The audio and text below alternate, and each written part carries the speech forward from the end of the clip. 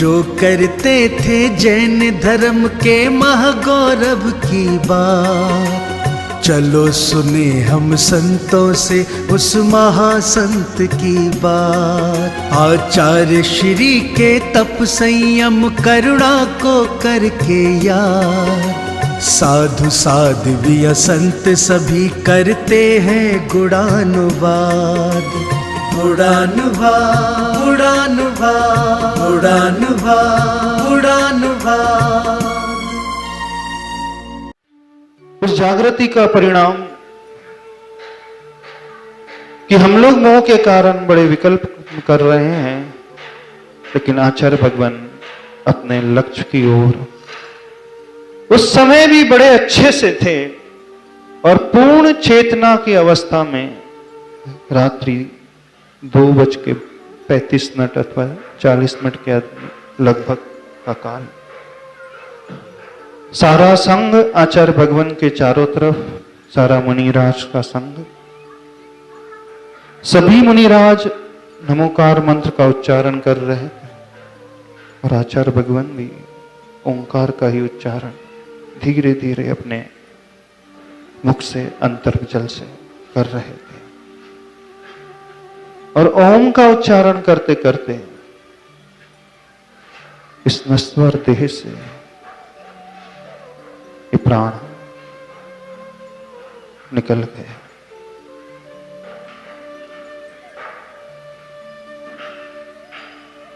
जो क्षति हम सबको हुई है, जैन समाज ही नहीं, सारी मानव जाति, प्राणी मात्र को, उसकी कल्पना भी कोई नहीं कर सकता।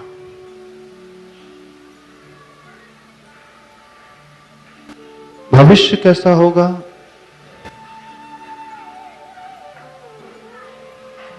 कुछ समझ में तो आता नहीं, लेकिन गुरुदेव ने जो रास्ता दिखाया है, जो संस्कार दिए हैं, जो शिक्षा दी है, आचार्य भगवान का जो विश्वास सारे संघ के साधुओं के ऊपर, मुनियों के ऊपर, आरिकाओं के ऊपर, हर शिष्य के ऊपर, चाहे क्षुल्लक जी हो, चाहे ब्रह्मचारी हो, ब्रह्मचारिणी हो, चाहे वो कोई भी त्यागी वृत्ति हो, वह विश्वास कम नहीं होने पाएगा। आचार्य भगवान के संस्कार बड़े गहरे संस्कार हैं, उथले संस्कार नहीं। आचार्य भगवान ने जो सींचा है, अपना खून बहा करके पूरे संघ को सींचा है। सारे कष्ट को स्वयं झेल करके संघ को सींचा है। इस वृक्ष को, बहुत बड़े वृक्ष को फलीभूत किया। जैन समाज के लिए जो योगदान आचार्य प्रवर कुंद कुंद भगवान का रहा है, जैन धर्म की प्रभावना के लिए जो योगदान आचार्य कुंद कुंद स्वामी जी का रहा है, उससे भी बड़ा योगदान आचार्य प्रवर गुरुदेव श्री विद्यासागर महाराज जी का रहा। आचार्य कुंद कुंद स्वामी जी तो 44 वर्ष की उम्र में आचार्य पद पर अधिष्ठित हुए थे और 94 वर्ष तक लगभग वह जीवित रहे। 50 वर्ष का काल उनका आचार्य पद का काल रहा। आचार्य भगवान की दीक्षा 68 में, 72 में वे आचार्य पद पे प्रतिष्ठित हुए। 2024 56 वर्ष की उनकी साधना का काल और 52 वर्ष का उनके आचार्य पद का काल। वो आचार्य कुंद कुंद से भी बड़ा काल सिद्ध होता है। तो जो आचार्य कुंद कुंद देव ने इस जैन धर्म के लिए, मुनि धर्म के लिए, मोक्ष मार्ग के लिए दिया है, गुरुवः पांतो नो नित्यम ज्ञान दर्शन नायकः चारित्राणो गंभीरः मोक्ष मार्गोपदेशकः। ऐसे ही आचार्य भगवान ज्ञान, दर्शन और चारित्र के नायक, रत्नत्रय के नायक, हम सब शिष्यों के ही क्यों कहें, पूरे समाज के, पूरे समाज को जो दिशा निर्देश आचार्य भगवान ने दिया है, ऐसा कोई युग पुरुष हजारों वर्षों में दिखने में नहीं आया है। ऐसे युग पुरुष की जो दिशा हमें सब मिली है, पूरे संघ को मिली है, आप श्रावकों को मिली है, जैन जैनेतर बंधु को मिली है, राजनेताओं को मिली है, ऐसी दिशा देने वाले महान साधक बड़े अद्भुत होते हैं। तो हम सबका इतना सौभाग्य कि ऐसे अद्भुत साधक के वरद हस्त के नीचे हम सभी पल्लवित हुए और आगे भी होते रहेंगे। लेकिन प्रत्यक्ष का जो अभाव है उसे कोई पूर्ण कर नहीं सकता।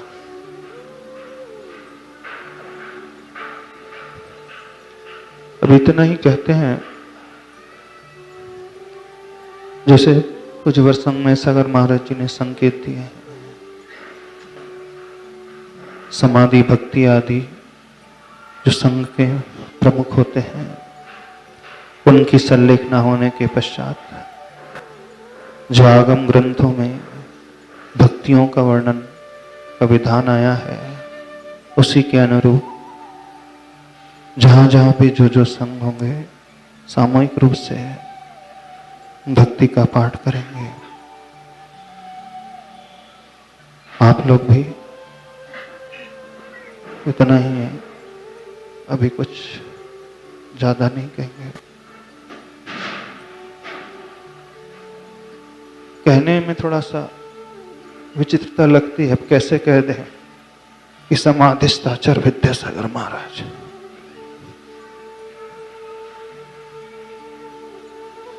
आचार्य भगवान की जय। परम पूज्य आचार्य प्रवर गुरुदेव श्री विद्यासागर जी महाराज की।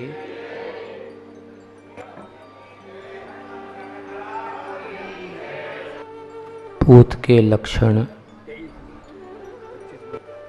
काय में होते हैं?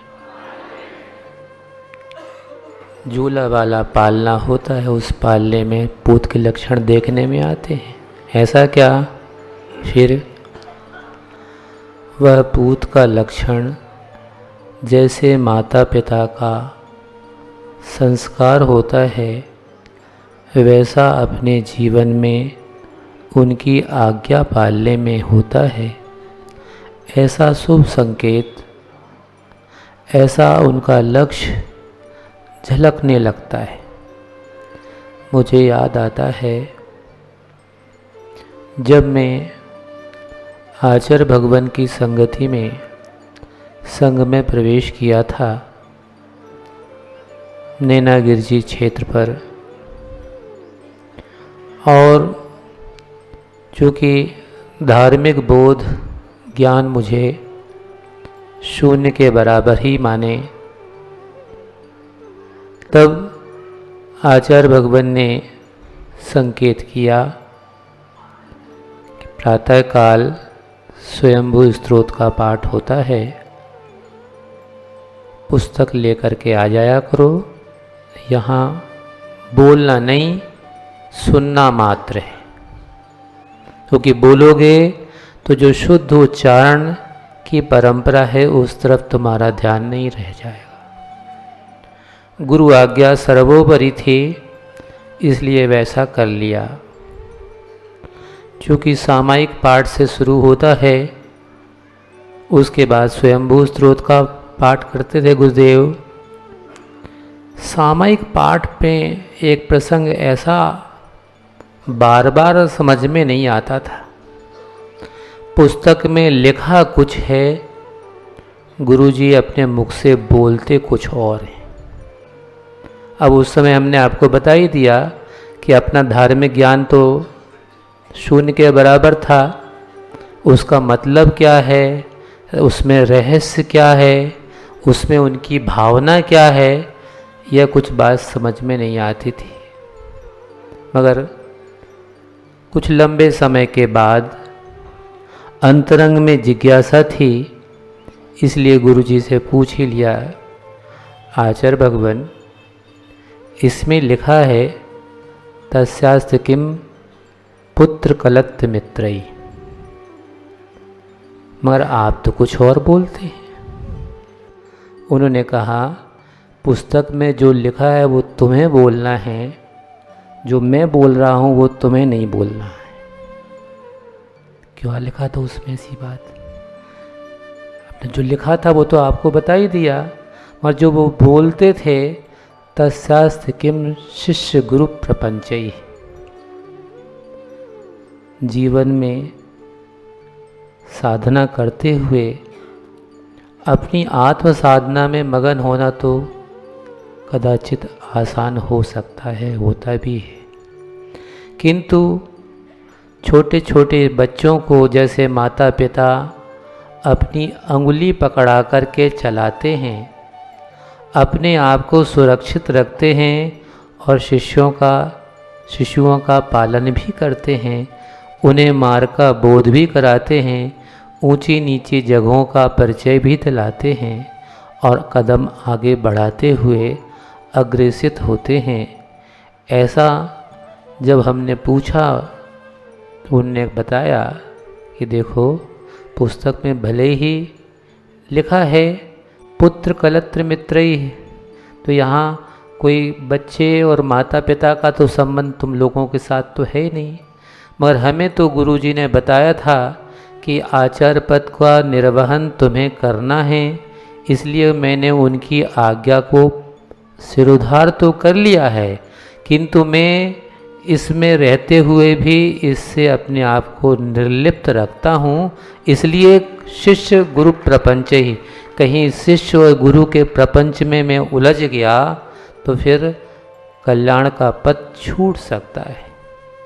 तब उनकी दूरगामी दृष्टि, उनका सोच कि वह सबके बीच में रहते हुए भी जैसे पंकज कहलाता है कमल, रहता तो पानी में और कीचड़ के बीच में है, किंतु उसके बीच में रहते हुए भी उससे कैसे निर्लिप्त रहा जा सकता है, ऐसा ही आचार्य भगवान ने अपने जीवन को संचालित करते हुए हम सब जीवों के, पामर जीवों के ऊपर कल्याण का पथ प्रशस्त किया और अपने आप को बचा करके रखा।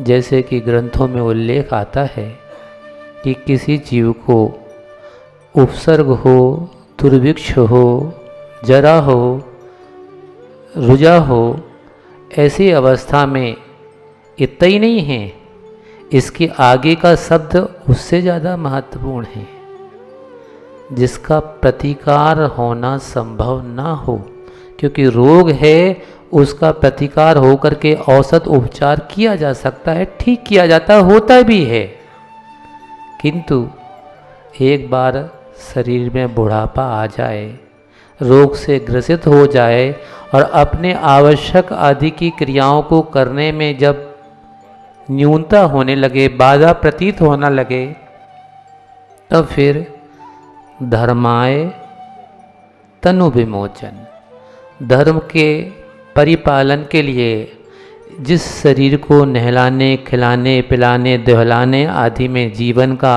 बहुमूल्य समय सामान्य व्यक्ति बर्बाद करता है, उस शरीर के प्रति भी निर्ममता का भाव ला करके, पर के प्रति तो निर्ममता आना आसान है, किंतु शरीर के प्रति निर्ममता ला पाना बड़ा कठिन कार्य है। इस कला में जो पारंगत होते हैं, शायद दादा गुरु आचार्य श्री ज्ञान सागर जी महाराज को यह भवितव्यता ज्ञात रही होगी कि मैंने विद्याधर से विद्यासागर तो बना दिया, एक छोटी सी माटी का लौंदा को घड़ा का रूप तो दे दिया, किंतु उस घड़ा की योग्यता क्या है, जल धारण करना। ऐसा ही साधक के जीवन में अंतिम समयों में जो संलेखना पूर्वक समाधि मरण होता है, वह किसी दूसरे संघ में जाकर के अगर वो क्रिया कर लेते तो जो गुरुदेव ने अपने जीवन के अथ से इति तक पालन किया है और हम सबको चरितार्थ करके दिखा दिया है कि शरीर के प्रति निर्ममता निष्प्रहता का भाव कैसा होना चाहिए, जिन्होंने भले ही हम लोग लगभग 500 किलोमीटर से चलते चलते चले आ रहे थे इसी विश्वास के साथ में कि गुरुदेव के चरणों की सन्निधि मिल जाएगी, कुछ सीखने समझने का अवसर मिलेगा, किंतु भाग्यहीन को वह लाभ नहीं मिल पाता है। और वो कहते भी हैं कि जिसके बीच में रात उसकी क्या बात, एक रात और अगर निकल गई होती तो गुरुदेव के चरणों का लाभ मिल सकता था। खैर कोई बात नहीं, जो उन्होंने दिया है वह कम नहीं है।